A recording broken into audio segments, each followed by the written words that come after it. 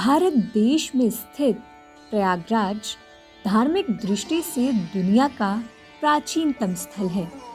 गंगा, यमुना व सरस्वती के त्रिवेणी संगम पर बसे तीर्थराज प्रयाग की महिमा अपरंपार है। वैसे तो प्रयागराज में कई धार्मिक स्थल हैं, परंतु कुछ स्थल ऐसे हैं जो प्राचीन काल से श्रद्धालुओं की आस्था के केंद्र हैं। आस्था की इसी कड़ी में आज हम दर्शन करेंगे अक्षय वट के।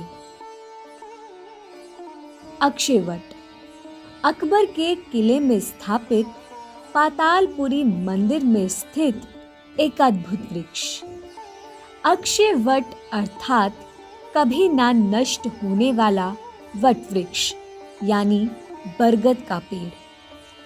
संगम स्नान के बाद अक्षय वट के दर्शन और पूजन वंश वृद्धि से लेकर धन धान्य की संपूर्णता तक की मनौती पूर्ण करता है।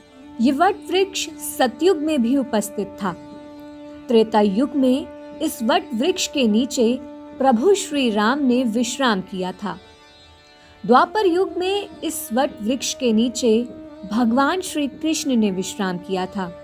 ये वट वृक्ष कलयुग में भी विद्यमान है। आप इस वट वृक्ष के दर्शन प्रयागराज में जाकर कर सकते हैं। ये आज भी आपको हरा भरा ही देखने को मिलेगा।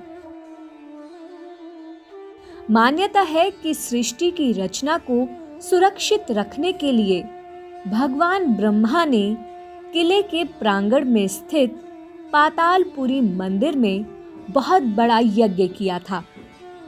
इस यज्ञ में पुरोहित के रूप में भगवान विष्णु और यजमान के रूप में भगवान शिव शामिल हुए थे। यज्ञ के पश्चात इन तीनों देवताओं की शक्ति पुंज से एक वृक्ष उत्पन्न हुआ, जिसे अक्षय वट कहा गया। यहाँ के पुजारी बताते हैं कि पौराणिक कथाओं के अनुसार जब एक ऋषि ने भगवान नारायण से ईश्वरीय शक्ति दिखाने के लिए कहा था, तब उन्होंने क्षण भर के लिए पूरे संसार को जलमग्न कर दिया था। इस दौरान जब समस्त वस्तुएं पानी में समा गई थी, उस समय भी अक्षय वट का ऊपरी भाग दिखाई दे रहा था। कहा जाता है कि अक्षय वट वृक्ष के पास कामकूप नाम का एक तालाब था, जहां लोग मोक्ष प्राप्ति के लिए आते थे और वृक्ष पर चढ़कर तालाब में छलांग लगा देते थे। 644 ईसा पूर्व में चीनी यात्री हुएनसांग यहाँ आया था। तब कामकूप तालाब में इंसानी नर कंकाल देखकर वह बहुत दुखी हुआ। उसने इसका जिक्र अपनी किताब में भी किया। उसके जाने के बाद ही मुगल सम्राट अकबर ने यहाँ किला बनवाया। इस दौरान उसे कामकूट तालाब और अक्षय वट के बारे में पता चला। तब उसने पेड़ को किले के अंदर कर दिया और तालाब को बंद करवा दिया। अक्षय वट वृक्ष को अकबर और उसके मातहतों ने कई बार जलाकर और काटकर नष्ट करने की कोशिश की, लेकिन सफल नहीं हुआ। हालांकि ये भी कहा जाता है कि अकबर ने ऐसा इसलिए किया ताकि वो लोगों की जान बचा सके। किले के अंदर स्थापित पातालपुरी मंदिर में अक्षय वट के अलावा 43 देवी देवताओं की मूर्तियां भी स्थापित है। इसमें ब्रह्मा जी द्वारा स्थापित वो शूल टंकेश्वर शिवलिंग भी है, जिस पर मुगल सम्राट अकबर की पत्नी जोधा बाई जलाभिषेक करती थी। शूल टंकेश्वर मंदिर में जलाभिषेक का जल सीधे अक्षय वट वृक्ष की जड़ में जाता है। वहां से जमीन के अंदर से होते हुए सीधे संगम में मिलता है।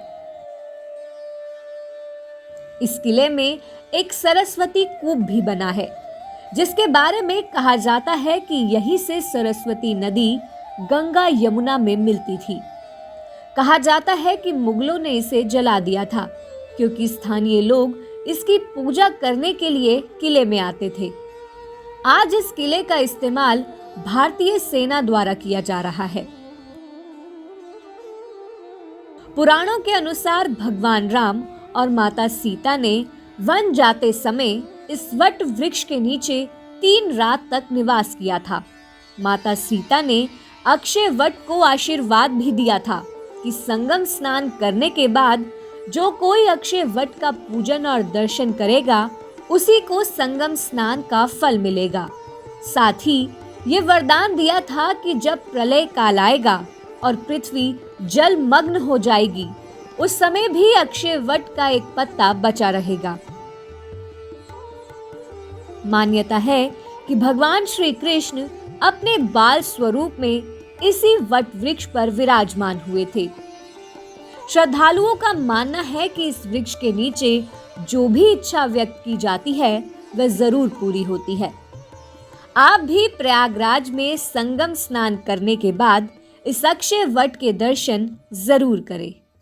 आप हमारे संत वाणी चैनल को सब्सक्राइब करें, वीडियो को लाइक करें, शेयर करें और हाँ, बेल आइकन पर क्लिक करना बिल्कुल ना भूलें ताकि हमारी किसी भी वीडियो की सूचना सबसे पहले आपको मिले।